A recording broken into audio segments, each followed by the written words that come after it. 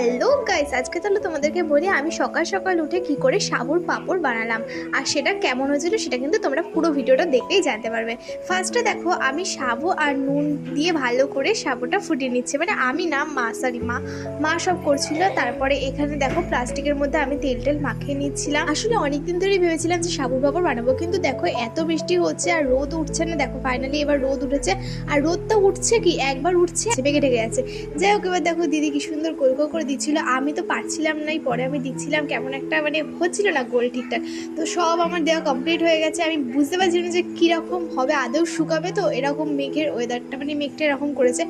যাই হোক দেখো এখানে সব কটাই মোটামুটি শুকিয়ে গেছে। আমরা তো এইরকমভাবে শুকিয়ে মানে পুরোপুরি একদিনই শুকায়নি, দুদিন লেগেছে শুকাতে। তো এরকম হয়েছে কাচের মতো, আর ভাজার পরে দেখো কতটা সুন্দর করে ফুলেছে, খেতেও বেশ মচমচে ছিল, বেশ সুন্দর লাগছিল। তোমরা কে কে সাবুর পাঁপড় ফার্স্ট টাইম করেছো আর তা কেমন হয়েছে খেতে তোমরা কিন্তু অবশ্যই কমেন্টে জানিও।